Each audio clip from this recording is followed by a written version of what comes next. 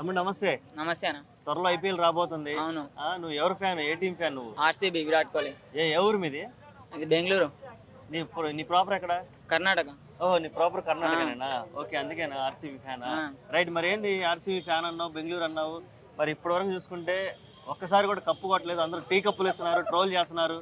ఏం పరిస్థితి ఏంటి అన్న, మాకు కప్పు లేకపోయినా మనుషులు ఉంటే చాలు, మాకు విరాట్ కోహ్లీ ఉంటే చాలు, మాకు కప్పులేం అవసరం లేదు. దానికి ఆర్సీబీకి చాలా ఇది ఎక్కువ అంటే ఫ్యాన్ బేస్ ఉంది. ఇంకా రికార్డులు బద్దలు కొట్టేటట్టు ఉన్నాయి. రికార్డ్ని ఎవరు కూడా టచ్ చేయలేరు. మొన్న ఎస్ఆర్హెచ్ కొంచెం బ్రేక్ చేసింది, పర్లేదు. నెక్స్ట్ ఇప్పుడు 2025 ఐపీఎల్ సీజన్లో కూడా మంచిగా ఆడతాము. ఇంకా మా స్క్వాడ్ కూడా చాలా బాగుంది. పిల్టెన్ సాల్ట్ ఉన్నాడు, విరాట్ కోహ్లీ ఓపెన్ దిగితే ఇంకా మొత్తం రచ్చరచ్చ ఉంటుంది. ఇంకా పట్టిదాన్ని క్యాప్టెన్ చేసినందుకు చాలా థ్యాంక్స్.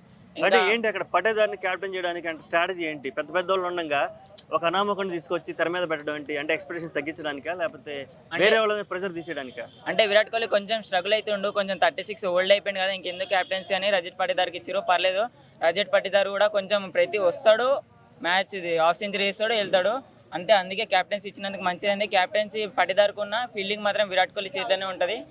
అందుకే మేము విరాట్ కోహ్లీని చాలా ప్రేమిస్తాము. ఇంకా రికార్డ్స్ తర్వాత ఇంకా కొత్త రికార్డ్స్ మాకు వస్తుంటాయి. ఇంకా అంటే ఏబీ డెవిలియర్స్ కూడా ఆడుతా అన్నాడు, ఇంకేం చేస్తాడో మాకు